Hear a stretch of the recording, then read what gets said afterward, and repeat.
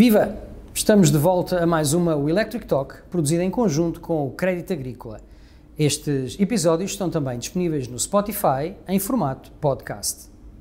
Neste episódio, o tema é mobilidade elétrica e temos um ilustre painel de convidados para o exercício sempre arriscado de antecipar o futuro neste setor. Dou as boas-vindas a Henrique Sanches, da UVE, Luís Barroso, da Mobie e João Filipe Nunes, da E-Redes. Muito obrigado pela vossa presença. A mobilidade elétrica em Portugal, sobretudo no que diz respeito aos veículos ligeiros, tem tido uma evolução bastante rápida, quer nas vendas dos automóveis novos, quer também na importação de usados. Até outubro, já se venderam mais de 32.500 automóveis 100% elétricos, um crescimento superior a 50% face ao total de 2022. Os elétricos de bateria representam já 17% do mercado e se lhe juntarmos os híbridos plug-in, a cota de mercado passa para os 36,5%. Todavia, para atingir os objetivos de 36% de elétricos do nosso parque rolante de ligeiros de passageiros em 2030, há muito a fazer e nem a 10% destes valores chegamos ainda. Por outro lado, a infraestrutura pública de apoio, nomeadamente no carregamento de veículos elétricos, que tem tido um desenvolvimento em linha com o aumento de utilizadores, também enfrenta desafios significativos. Um deles é a necessidade de rápida expansão por todo o país para cumprir os objetivos de ter 82 mil pontos de carregamento até 2050 e vai ser necessário investir cerca de 1,7 mil milhões de euros. Entre alguns outros desafios, destaca-se a agilização do pagamento ad hoc ou avulso, a criação de uma solução para que os operadores dos postos de carregamento tenham acesso direto à informação nos seus postos e a possibilidade de integrar energia de autoconsumo nos OPCs. Mas talvez a questão mais mediática seja a das duas redes fora do sistema, como é o caso da rede Tesla e da solução Plug and Charge do continente. Mas vamos por partes. Em atenção à estreia do João Filipe Nunes nestas Electric Talks, dirijo-lhe a primeira pergunta. Qual é que é o papel da E-Redes na transição para a mobilidade elétrica? Antes de mais, agradecer em nome da E-Redes o convite que nos foi feito. Portanto, a E-Redes está completamente comprometida com estes temas da transição energética e temos feito um conjunto de atividades muito grandes, seja com a mobilidade elétrica, mas também com outros temas que referiu, autoconsumo individual, coletivo e grandes centros eletroprodutores, porque no final do dia, se queremos que a mobilidade elétrica seja verde, também é necessário que a energia produzida também seja verde. Dito isto, a E-Redes tem aqui essencialmente dois grandes papéis. Por um lado, naquilo que é a ligação à rede de distribuição de energia elétrica, da infraestrutura toda de carregamento, e que pode ter aqui várias tipologias. Por exemplo, eu posso ter um posto de carregamento público na via pública, em que é pedido uma nova ligação e que teremos que garantir essa ligação e essa potência, mas também podem ser pedidos carregadores, por exemplo, em instalações já existentes, como por exemplo um shopping, que a instalação já existe, mas é pedido a redes, por exemplo, um aumento de potência para que se possa colocar todos esses carregamentos e aí nessa componente de ligação que intervimos. Dar só também aqui um número antes de passar à segunda atividade. Você falou em alguns crescimentos e nós do lado da rede sentimos muito também esse crescimento. Portanto, nós em 2021 tivemos cerca de 500 processos relacionados com a mobilidade elétrica. 2022 a conta foi multiplicar por 2, foi 1000, e 2023 a conta é multiplicar por 2, portanto vamos ter cerca de 2000. Para 2024 esperamos algo em torno dos 3000 processos aqui relacionados com ligação à rede da mobilidade elétrica, isto com base na informação que vamos recolhendo dos operadores e dos clientes. Qual é a segunda atividade que temos? A segunda atividade é naquilo que é a disponibilização de informação aos agentes de mercado. Ou seja, nós trocamos um conjunto de informação muito grande com a Mobie.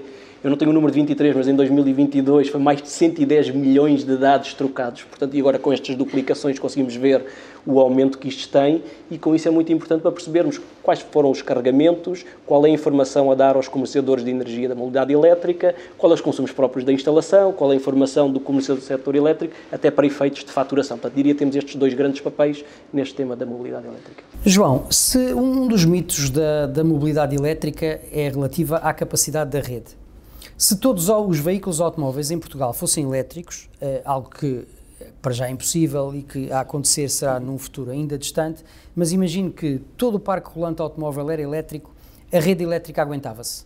Antes de responder diretamente, e vou responder direto à questão, dar aqui se calhar dois números para nos dar um bocadinho a dimensão do que é que estamos a falar e às vezes é importante percebermos a dimensão. A E-Redes, na sua rede de distribuição, distribuiu o ano passado cerca de 45, 46 terawatt-hora de energia. se tivéssemos 6 milhões de veículos elétricos, estou a pensar mais nos ligeiros, que todos fossem elétricos, ainda não temos 6 milhões, mas vamos imaginar mais ou menos o número de 6 milhões, essa energia ia ser um terço superior, ou seja, íamos passar dos 45, 46 para cerca de 60 terawatt-hora, ou seja, precisávamos de mais de um terço on top daquilo que distribuímos, se tudo o resto se mantivesse constante, e sabemos que há uma série de eletrificações também noutras áreas, claro que também temos em sentido diverso a eficiência energética, o autoconsumo, que podem fazer reduzir um bocadinho este valor. Com este valor também dar-lhe um número, e quando nós olhamos para o AFIR fala cerca de 1.3 kW por cada veículo elétrico puro naquilo que é a rede pública de carregamento.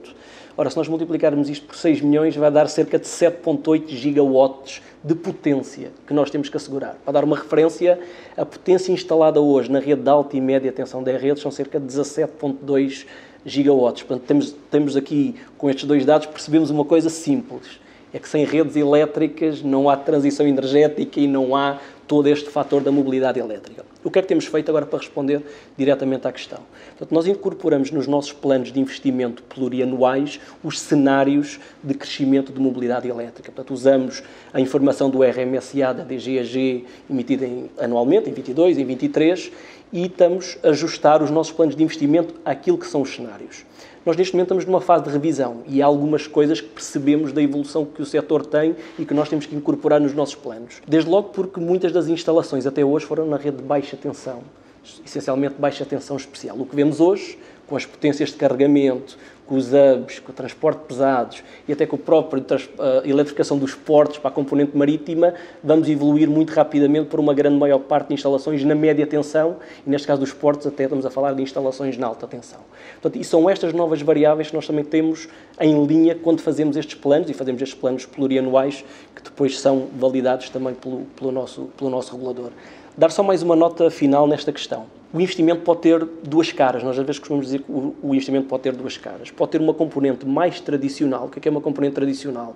É as redes que nós temos que fazer, as linhas, as subestações, os postos de transformação e que estamos a fazer, mas nós não podemos descurar o investimento mais inteligente, se assim pudermos pensar, e nós na rede estamos a desenvolver estas redes todas inteligentes, temos vindo a fazer aqui um trabalho muito grande, e isso tem um principal objetivo de dar mais controlo e mais observabilidade à rede. O que é que isso quer dizer? De uma forma muito simples, nós conseguimos controlar muito melhor a rede, percebendo tudo o que é que se passa e até controlar os ativos que possam estar ligados à nossa rede. E isso vai ser um game changer muito grande para acelerar toda esta integração. Dou só um caso para terminar, relativamente com a componente da flexibilidade, que muitas vezes hoje falamos da flexibilidade. Portanto, nós lançámos um piloto de flexibilidade há muito pouco tempo, com o projeto Firme, e tivemos bastantes clientes que fizeram uma proposta para poder participar nestes pilotos de flexibilidade. Isto que quer dizer que se o operador de rede tiver uma dificuldade na sua rede, vamos imaginar 10, 20, 30, 40 horas durante um ano, se alguém estiver disponível a receber um certo valor para baixar a sua potência, nós conseguimos muito mais facilmente, porque construir rede demora o seu tempo, integrar muitos mais neste caso, operadores de pontos de carregamento e carregadores de pontos de carregamento. Diria que nesta fase os operadores de ponto de carregamento e infraestrutura ainda não entrou neste projeto de flexibilidade, mas estou em crer que no médio prazo poderão também entrar e eles próprios também prestar aqui alguns serviços e com isto alavancar muito mais a velocidade com que integramos todos estes ativos na rede. Mas para resumir esta questão da rede, a rede vai aguentar porque vão sendo feitos os preparativos e os investimentos? Estão a ser feitos os investimentos, quer no tradicional, quer nas redes inteligentes, de acordo com todos os cenários que temos para incorporar as necessidades que sejam necessárias para a mobilidade elétrica. Muito bem. Henrique, naturalmente, a UVE está sempre preocupada com as questões como a acessibilidade dos portugueses à mobilidade elétrica, desde a aquisição à utilização, sendo que a acessibilidade não quer dizer apenas o custo ou menos custos, mas também a simplificação. Acha que as alterações impostas pelo novo regulamento europeu, o AFIR, já aqui mencionado, vão dar um contributo para estes objetivos? Em primeiro lugar, agradecer o convite à Associação de Utilizadores de Veículos Elétricos e já agora felicitar o João Nunes pelas ótimas notícias que nos trouxe. Julgo que vem tranquilizar muitas das pessoas que nos estão a ouvir. O AFIR é uma peça fundamental. Já todos sabemos, é um regulamento, é de adoção imediata na lei nacional de cada um dos países e, portanto, no dia 14 de abril temos um outro enquadramento legal aqui em Portugal. O que é que o AFIR nos vai trazer muito importante. Vai-nos definir objetivos, mas que são objetivos móveis. O objetivo vai progredindo conforme as vendas dos veículos elétricos vão progredindo. E isso é importante. Não temos um objetivo fixo que teríamos que atingir, temos um objetivo nosso. É como quando andamos e vemos a linha do horizonte vai se sempre afastando, vai ser muito difícil. É impossível chegarmos à linha do horizonte. Esperemos que, neste caso, consigamos atingir os objetivos que o AFIR nos propõe a todos os países. Portanto, muito importante, vem clarificar uma série de situações, vem para aquelas pessoas que sempre diziam não, o nosso modelo é um modelo muito conservador, muito complicado, muito complexo. De facto, o modelo existente em Portugal é um modelo de alguma complexidade, quando fazemos a comparação com outros modelos que existem em toda a Europa, mas foi um modelo que, quanto a nós, o VE, foi absolutamente fundamental para o desenvolvimento da mobilidade elétrica em Portugal.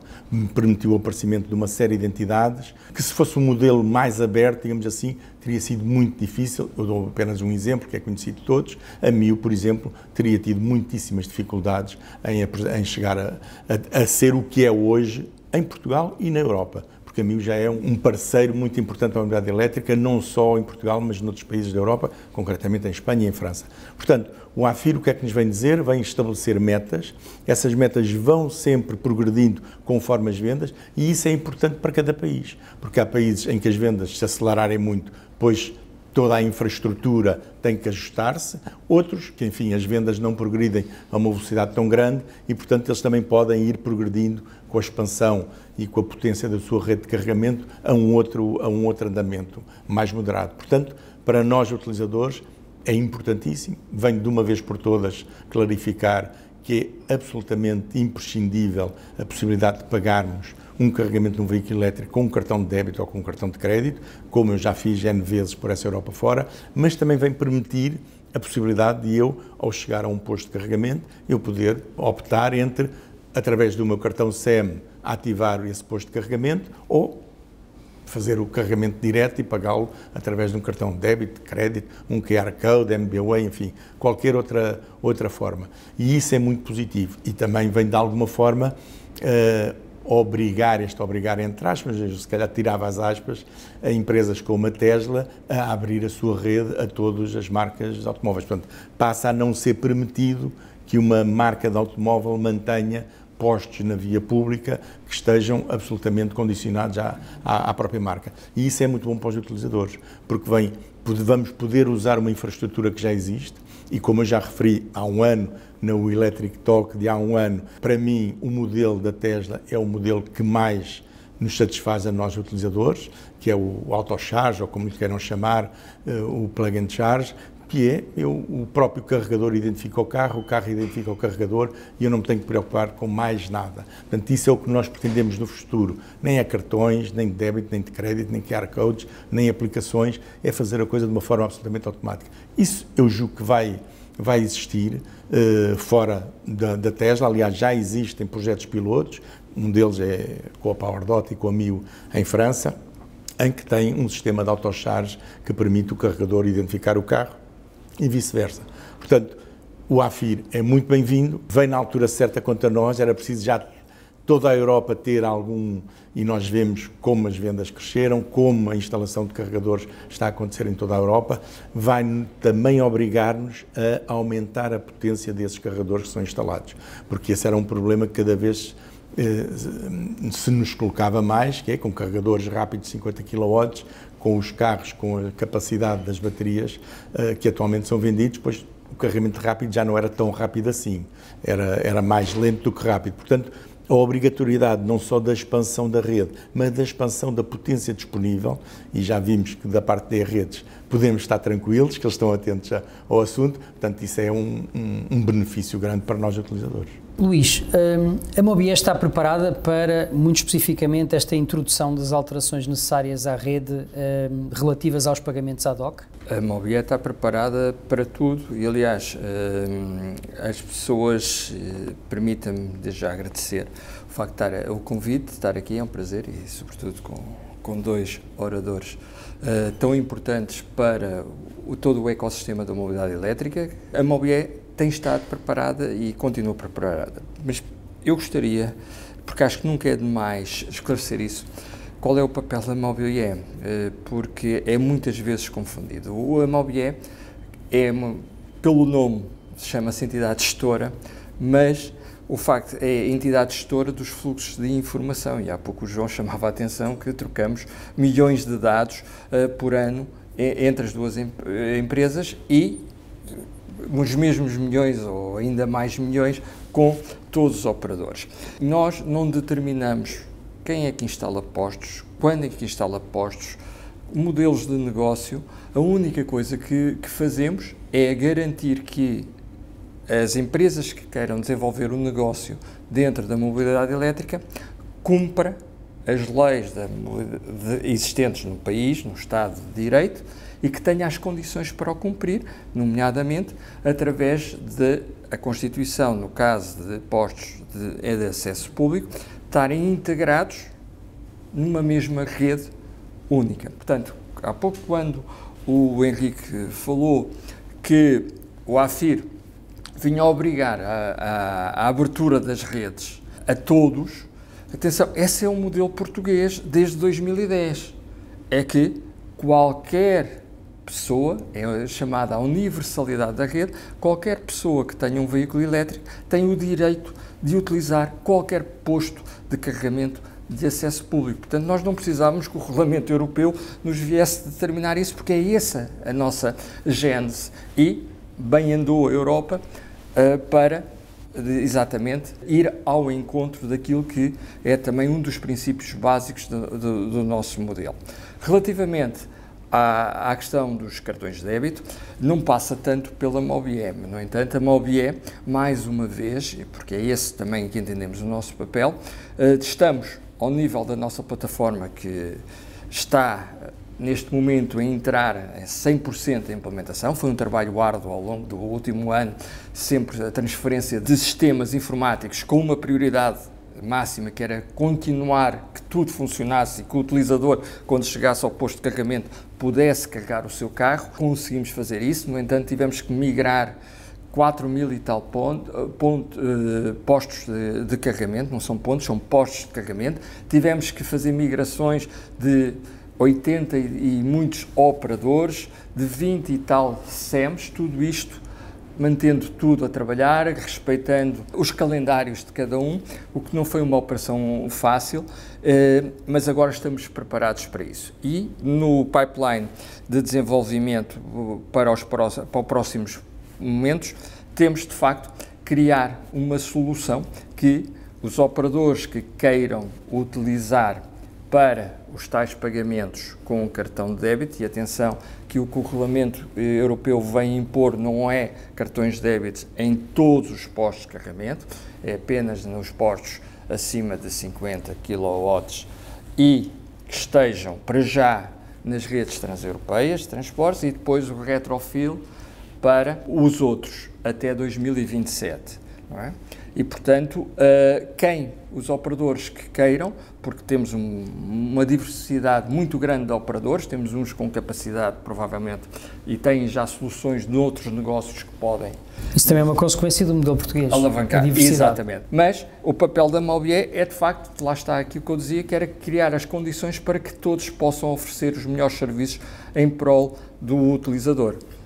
E por isso, nesse campo, estamos a preparar. Aliás, devemos ser o único país que, um mês e pouco depois de ser publicado o Regulamento Europeu, apresentamos publicamente um guia para o que é necessário a todos e para atingirmos os objetivos, não para o ano, não para 2030, mas até 2050, que é o grande objetivo que todos temos, que é de atingirmos a neutralidade carbónica. Obviamente que não passam de estimativas, até porque não há benchmarks, não existem benchmarks, e por isso nós também já temos previstos as atualizações anuais para acompanharmos a própria dinâmica do mercado. E ainda mais um ponto, há pouco o João referiu que no caso da redes que as coisas vão seguir por investimento tradicional e novas tecnologias, entre elas a flexibilidade. Nós próprios já estamos a preparar um piloto, que é mais uma vantagem de termos uma rede integrada, com a E-Redes, de forma a ensaiarmos num piloto de âmbito reduzido a capacidade da E-Redes de intervir na rede em determinadas zonas. O facto de estarmos agregadas, a E-Redes basta ligar-se com a nossa plataforma para atingir e negociar com qualquer operador ou atingir os clientes que sejam necessários para exatamente poder desenvolver mecanismos de flexibilidade e garantir que todos possam carregar quando necessitam nas melhores condições. Muito bem. Henrique, queria dar aqui uma chega. Sim, é só uma clarificação. Quando eu há bocado referi à abertura, estava-me a referir aos supercarregadores da Tesla, a abertura às outras marcas. De resto, em relação ao sistema universal... Não, o que eu digo é que... eu não tenho dúvidas nenhumas. Henrique, o que eu estou a dizer é que o regulamento português já obriga a isso. Portanto, não é o regulamento europeu, não é a partir do regulamento europeu entrar em vigor que vai obrigar. É o regulamento europeu, o regulamento português em Portugal já o obriga desde 2010. Mas havia uma entidade que não respeitava. A partir do momento em que o AFIR entra em funcionamento, e é obrigatório, não estamos a falar de um país de 10 milhões de habitantes, estamos a falar de um universo de 550 milhões de habitantes. E se calhar essa entidade vai-se ter que adaptar. Certo, mas era aí que eu queria chegar. Certo, mas aí eu acho que as leis de cada Estado devem ser cumpridas e senão vivemos uma autêntica anarquia que cada um cumpre aquilo que lhe dá jeito. Foi só também só mais um ponto, a Mobie também não tem por missão, não é, fiscalizar o cumprimento da lei ou penalizar quem não cumpre. A única missão da Mobie, e é essa que estamos muito empenhados e temos vindo a fazer, como se mostra a diversidade de operadores e comercializadores que temos no mercado, desde os muito grandes aos mais pequenos, que convém não desvalorizar, porque muitas vezes valoriza-se, mas os pequenos também são importantes, se não fossem importantes não existiam. A verdade é essa, é criar as condições para que todos possam entrar em igualdade de circunstâncias.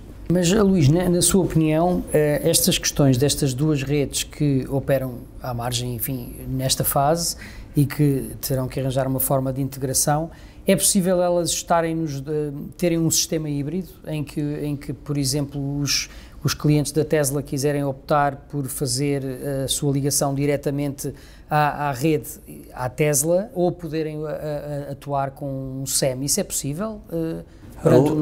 A lei portuguesa não o permite. Podem-no fazer desde que qualquer um deles se constitui como SEM. Certo. Portanto, aí não tem qualquer problema. Que nenhum deles neste momento mostra interesse em fazer. Vamos ver. Não sei se mostram ou não. Posso dizer relativamente à Tesla, e como eu disse há um ano, e tudo estava caminhado, nós temos um NDA, portanto, um acordo em que não posso falar publicamente do que se passa entre a Tesla e a Mobie, portanto, tenho que ter alguma reserva do que faço, do que se passa à Tesla, e é uma decisão, e aí está mais uma vez a demonstração de que a Mobie não é a entidade gestora que gere todo o sistema, mas sim é um player importante que integra todos, é que cada empresa tem autonomia para decidir aquilo que entender, não é? Portanto, não podemos obrigar nenhum operador a operar de acordo. Agora, podemos criar as condições para que a Tesla e os outros cumpram o regulamento dentro daquilo que está tipificado na lei, e isso garante que tem. Relativamente à outra, posso-vos dizer que todos os trabalhos de integração que eram necessários fazer para a outra rede estar integrada, eles estão prontos há quase 2 anos. Portanto, é uma opção, quase que diria que é um capricho, não se terem ligado até agora à rede. Pronto, pode ser que, como o Henrique diz, se calhar a força de uma lei europeia tenha mais força do que uma lei portuguesa em Portugal, que me faz um bocadinho de confusão, mas a verdade é esta. Mas digo-vos, isto é a demonstração de que a Mobie trabalhou e trabalhou bem, criou as condições para a rede estar ligada de acordo com aquilo que é a legislação nacional. Não podemos, somos uma empresa pública, não podemos de facto criar condições que desvirtuem o mercado e que quem paga impostos ou taxas para exercer uma determinada atividade tenha ao lado concorrência que não paga taxas as mesmas taxas, nem os mesmos impostos para exercer a mesma atividade. Parece-me que é uma violação clara, inclusivamente, da concorrência, do espírito de concorrência que deve exercer nos mercados. Agora, não é a Mobié que compete, de facto, obrigar ou desobrigar quem quer que seja. O regulamento, a lei é esta. Não nos parece, conforme tem vindo a lume, não nos parece que seja necessário alterar em nada. Aliás, parece-nos, que o que o regulamento vem dizer é cada vez mais a integração de redes, e basta comparar a situação de Portugal com Espanha. E eu dou um exemplo: há cerca de um ano fui convidado para ir participar num congresso da EDIF, que é uma associação de empresas dedicadas à indústria e desenvolvimento do veículo elétrico espanhola, em Sevilha. E fui daqui de um carro 100% elétrico, de Lisboa até Sevilha, que é pouco mais ou menos a mesma distância de Madrid a Sevilha. Anda ela por ela. Eu fui de carro elétrico. Obviamente que o último carregamento que fiz foi em Vila Real de Santo António, para chegar a Sevilha. Cheguei a Sevilha, depois carreguei no hotel em Sevilha. As pessoas da indústria espanhola que estão ligados ao veículo elétrico não conseguiram ir de Madrid até Sevilha. Isto pertence ao mesmo. Porquê? Porque dizem que não têm informação de onde é que existe a rede de carregamento, se está disponível ou não está, e por aí fora. Portanto, isto demonstra bem o estado que, há pouco, o Adelino começou por dizer qual era as cotas de mercado das vendas de Portugal. Comparamos com a Espanha, não chegam a 100%. O Henrique também há pouco falou do modelo português e dos outros modelos. Eu tenho muita dificuldade em identificar modelos noutros países, não é? Porque não há, de facto, um modelo em si com uma natureza organizada, portanto, e consistente, não é? Cada um faz um pouco mais aquilo que entende, que agora também o regulamento europeu vem obrigar à criação de pontos nacionais de acesso de informação.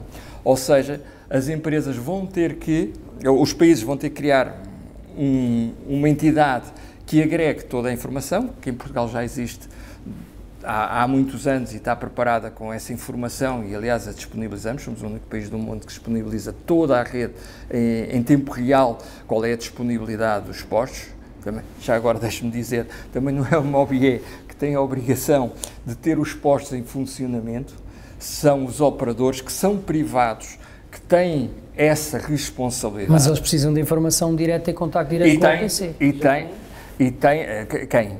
Os OPCs. Os operadores têm os seus sistemas de informação que lhes permitem estar ligados com a sua rede própria a cada momento e saber identificar. Mesmo aqueles que não o têm e que aproveitam e bem, porque poupam custos através da nossa rede, têm essa informação, tal como todo o país tem essa informação. Portanto, podem atuar em tempo útil. Portanto, não é a Mobié.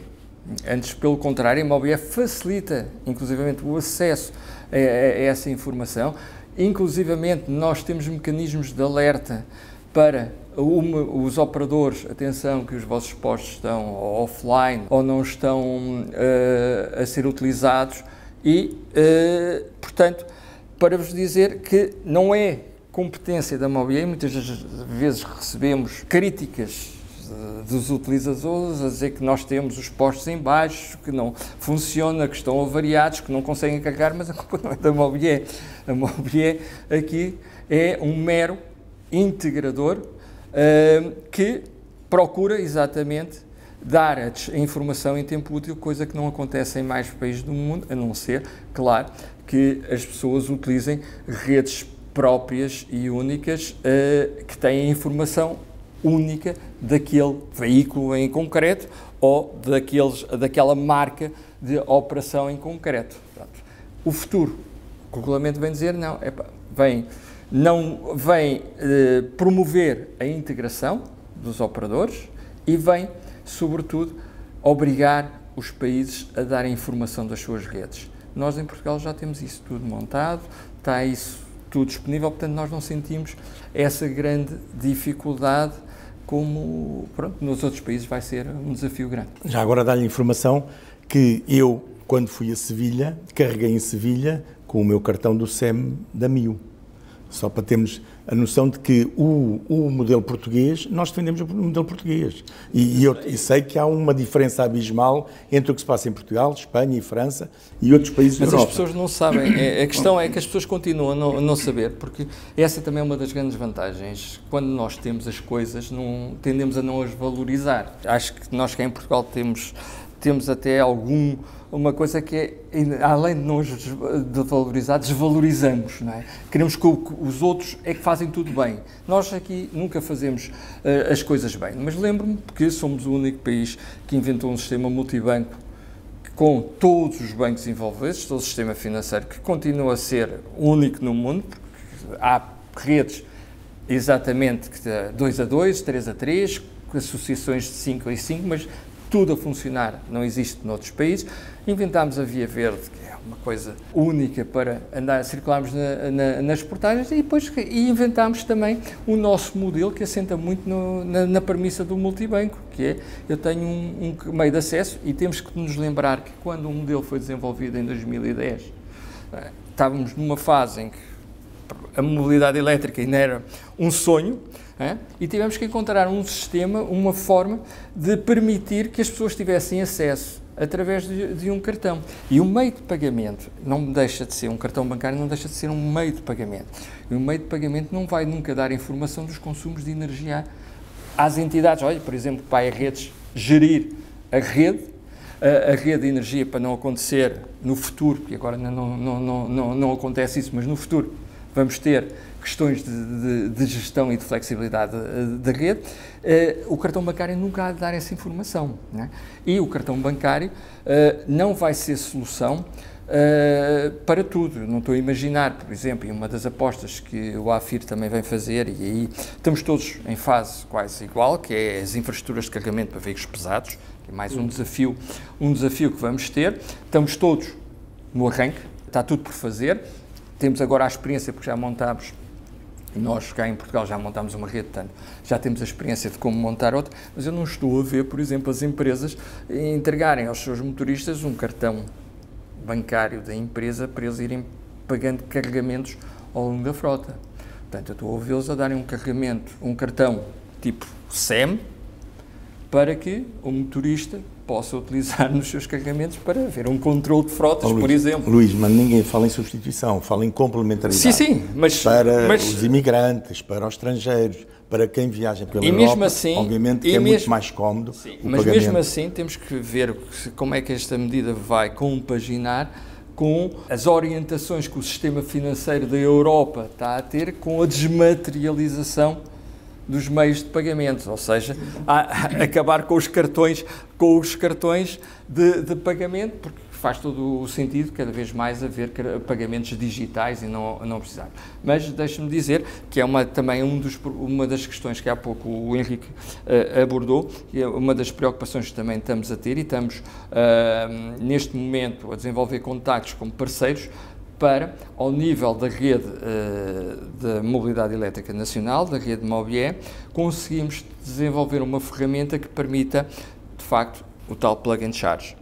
Porque esse parece-me que será, neste momento, parece-me que é a melhor solução, que é, no fundo, o cartão de carregamento está emulado no carro, ou os cartões de carregamento estão emulados no carro, e o utilizador do carro liga ao cabo e, através dos comandos do carro, seleciona o meio de pagamento que quer utilizar para o carregamento. Uma solução inventada pela Tesla em 2010. Sim, só que a Tesla, vamos lá ver, é que a Tesla inventou uma solução para um carro com um sistema único, para um carregador único, e, portanto, o sistema é muito mais fácil. Agora, quando temos carros com a maior multiplicidade de coisas, carregadores, desde os lentos aos ultra rápidos, com tecnologias diferentes, a coisa não é bem igual, não é? Portanto, se tivermos um ambiente fechado, se calhar faz sentido. Mas atenção, a MOBIE não é contra a Tesla, antes pelo contrário.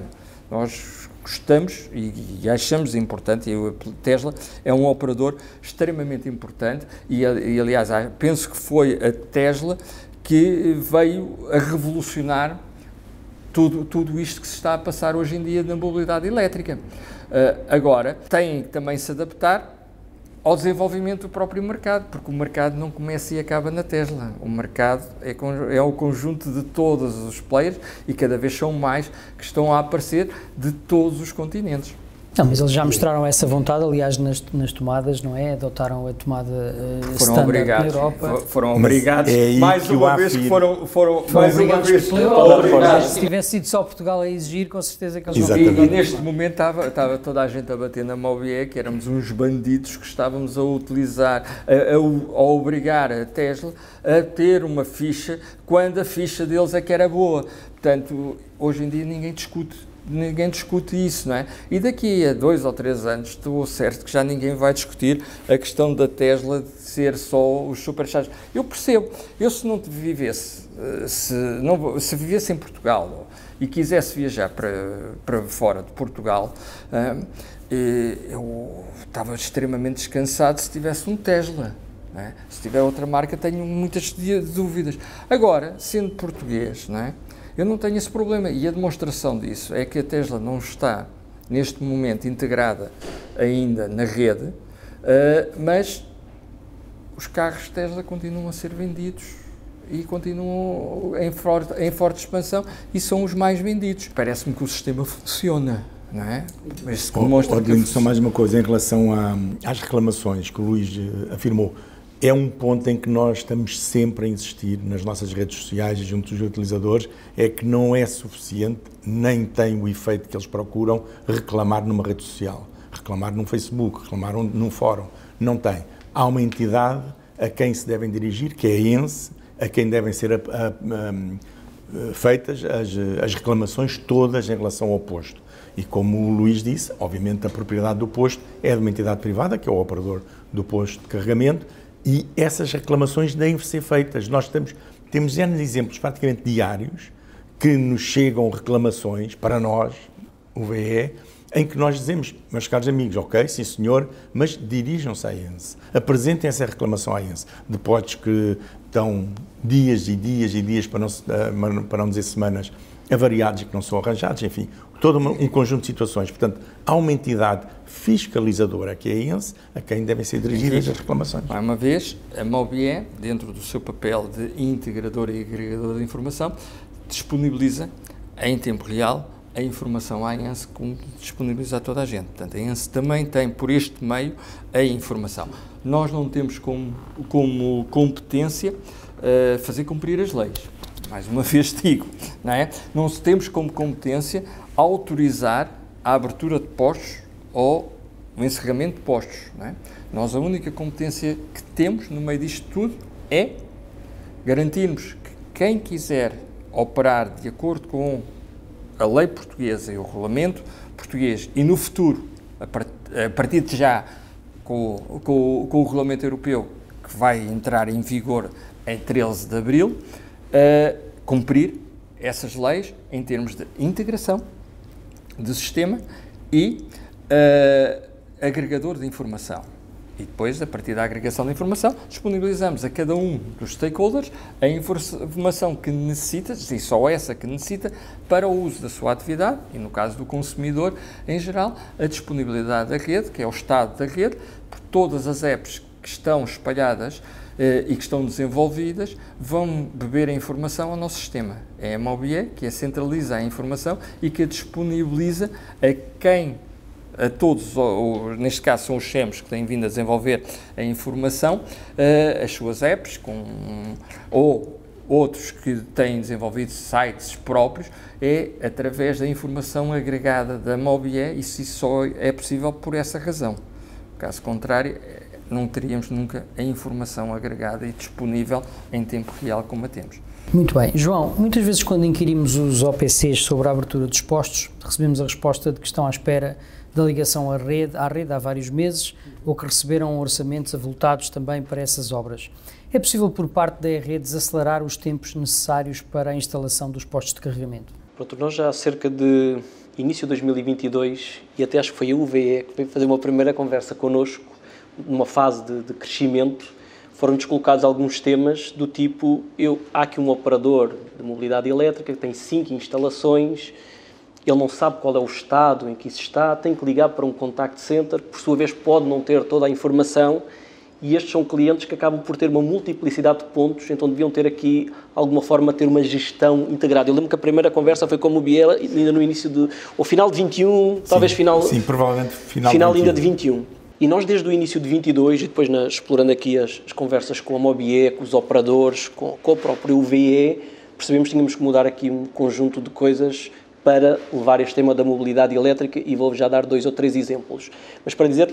Primeiro é isso, que a ligação à rede é algo que é da responsabilidade das redes, é da responsabilidade do promotor, mas também existem outras entidades públicas que têm que fazer licenciamentos, que têm que dar autorizações para haver, por exemplo, uma escavação para passar um cabo que passa por baixo da terra e que, por exemplo, também precisa de uma autorização policial, ou seja, estas coisas às vezes parece que a redes faz tudo, a redes faz muito, mas também tem aqui uma série de stakeholders. O que é que temos vindo a fazer e reconhecendo que haviam aqui, de facto, problemas na ligação? Portanto, nós fizemos aqui um conjunto de iniciativas bastante grandes e diria que muitas delas, ou mais de 80% delas, em co-criação com os clientes, porque no final do dia nós em redes achamos que a solução é A, mas quando vamos falar com o cliente que realmente usa, ou faz, ou instala, percebemos quais são as reais necessidades. Portanto, nós fizemos aqui 3 tipos de iniciativas. Por um lado, do ponto de vista, primeiro, de simplificação.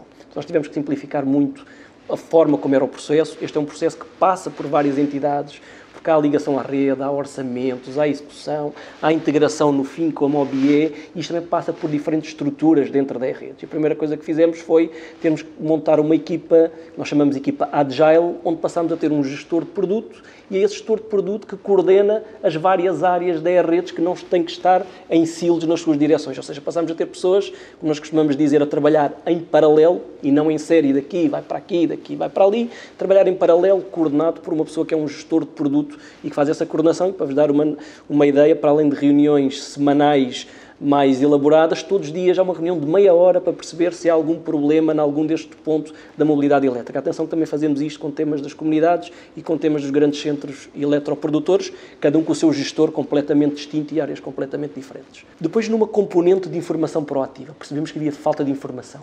E isso, se calhar, foi das primeiras coisas que me tocou nas primeiras conversas, que foi, nós não fazemos ideia, nós pomos um pedido a vocês, depois eu não sei para onde é que isto anda, onde é que está, quanto tempo demora, e a primeira iniciativa que fizemos foi passarmos a partilhar com todos os operadores de pontos de carregamento um dashboard onde estão todos os processos.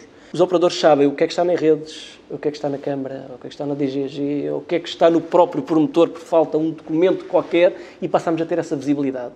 Só essa visibilidade acelerou muito os processos, porque muitas vezes não se sabia, e até mesmo do lado do promotor, eu tenho aqui 100 processos, vocês já mandaram 100 comunicações, há 30 que eu tenho que pagar, há 20 que eu tenho que dar um papel, passamos a ter todos uma visão integrada. Nós próprios passamos a ter esta visão de onde é que estão os bottlenecks e qual é que são aqueles que temos que resolver. Outro tema da informação, e aqui já não sei se foi na conversa com o Mobiel ou com os operadores, foi, há muito tempo, muitos operadores nos pediam, nós queremos conhecer a rede elétrica. Porquê? Porque se eu souber onde é que estão os postos de transformação, foi com o Mobiel, e se eu souber qual é a capacidade que já está disponível naquele posto, não quero com isto dizer que se não tiver potência disponível vai ser feita uma infraestrutura para estar, mas se já está disponível, essa ligação é mais célere. E muitas vezes o que os operadores nos diziam era, para nós ligar nesta rua ou ligar 3 ruas atrás é-nos igual. Se eu perceber que 3 ruas atrás o processo é mais simples, porque há capacidade na rede e eu consigo fazer isto, então é aí que eu vou.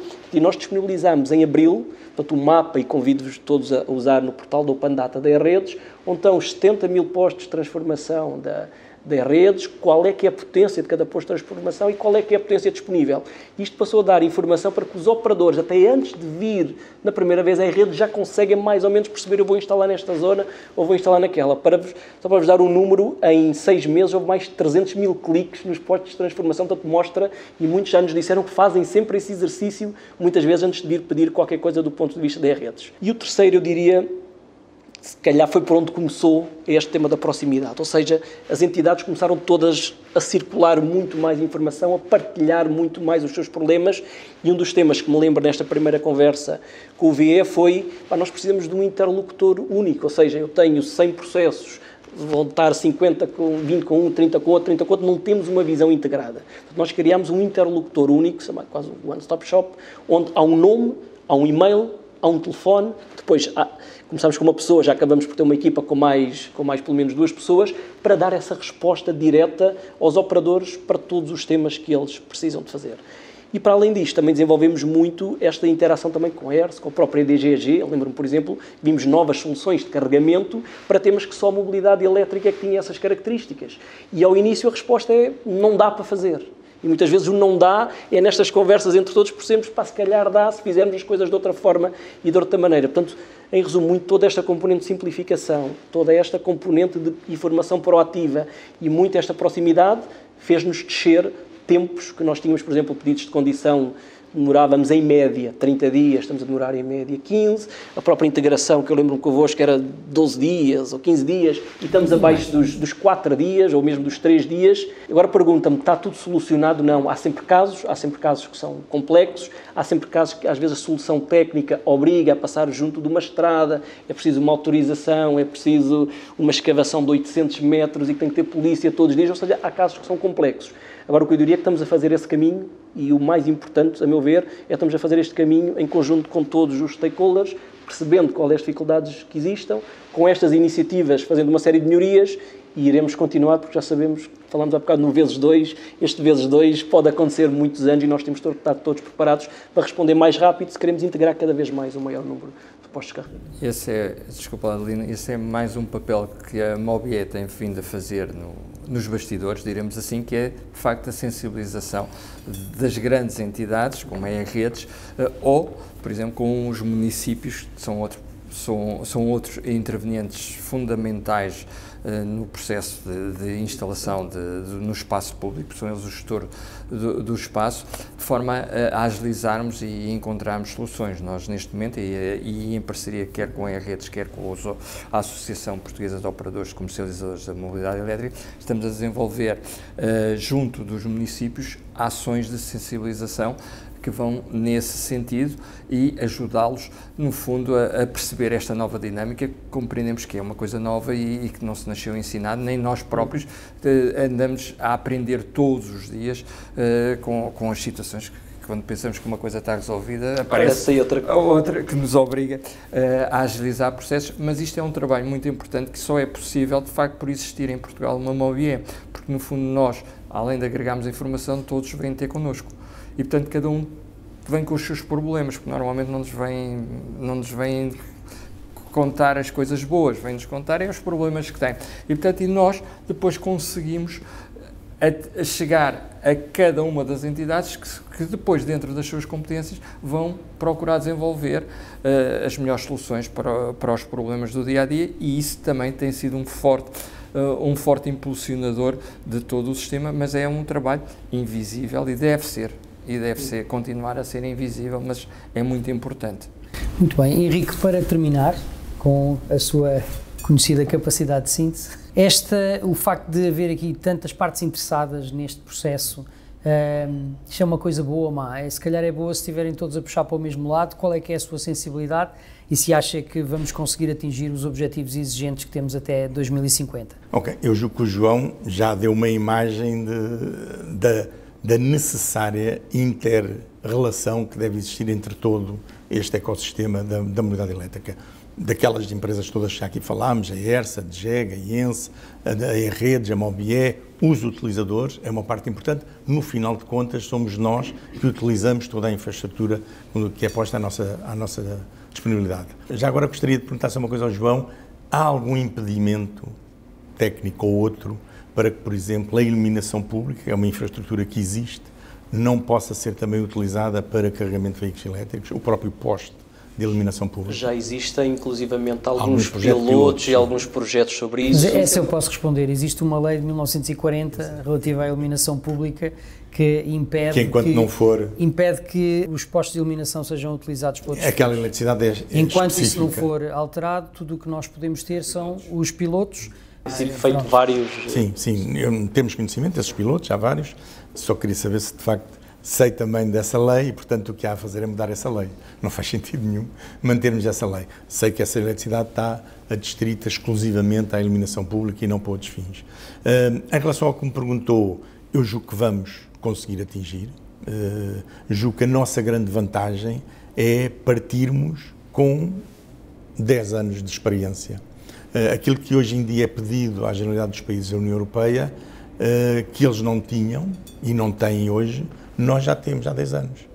Melhorou muito, muitíssimo. Concretamente, a relação que havia com os operadores, com os SEMs, esta informação que a Redes agora disse, nós desde a primeira hora eram essas as principais queixas que os operadores nos apresentavam, eram essas. Era não ter conhecimento e muitas vezes estavam à procura de um local e era o que nós dizíamos, mas para nós utilizadores, eu vou carregar a um sítio, é indiferente aqui, 100, 200 ou 300 metros ao lado, porque eu vou deixar o carro carregar e vou à minha vida. Portanto, não fazia sentido estar ali um processo parado meses, quando se calhar na rua ao lado ou no bairro ao lado eu tinha um processo muito mais ágil. Mas, por exemplo, no processo de conversão de estações de serviço que agora atuam com produtos petrolíferos, essa conversão para a eletrificação obriga, teoricamente, a usar os mesmos espaços e as mesmas áreas. Há algumas limitações. Aí há algumas limitações. Nós temos falado com vários operadores e donos, proprietários de áreas de serviço e das estações de serviço, mais das estações de serviço, portanto, fora das autoestradas, e, de facto, há ali alguns problemas que têm que ser vistos caso a caso, que é a questão das distâncias de segurança que devem ser mantidas, enfim. Não é por acaso quando nos diziam, na BP de Santarém, quando vamos de Lisboa para o Porto, para abastecer gasolina ou gasóleo, é logo ali. Para ir carregar temos que ir por cima do monte, lá sozinhos, debaixo de uma árvore. Porquê? Porque o PT estava lá. E, portanto, era ali que era fácil, digamos assim, instalar o tal PCR de 50 kW. Portanto, nós achamos que estamos no bom caminho. Achamos que temos vantagem em relação aos outros países e há que aproveitar essa vantagem, que foram aquilo que já o Luís Barroso identificou. Para nós, utilizadores, vamos pôr toda a pressão a dizer mal e a dizer bem, seja a Mobié, seja a qualquer um. Portanto, nós tanto valorizamos aquilo que a Mobié tem feito, como criticamos, e criticamos duramente com comunicados públicos, quando nós achamos que o comportamento não era aquilo que vinha de encontro às nossas necessidades. Portanto, como Associação de Utilizadores, nós estamos cá para isso, mas para ajudar, sempre à procura do copo meio cheio. Quem nos conhece há 8 anos, vamos fazer para o mês que vem 8 anos de atividade, sabe perfeitamente que nós nunca andamos agarrados ao copo meio vazio. É o copo meio cheio, é a colaboração entre as diversas entidades, públicas e privadas, senão não conseguimos lá chegar. Mas eu estou francamente convencido que nós vamos conseguir lá chegar. Muito bem. Muito obrigado aos três. Acho que foi uma conversa bastante instrutiva, aprendemos todos bastante e agradeço a vossa presença. Muito obrigado pela sua companhia. Se tiver a oportunidade, subscreva os nossos canais e nós voltamos em breve com mais uma Electric Talk. Obrigado.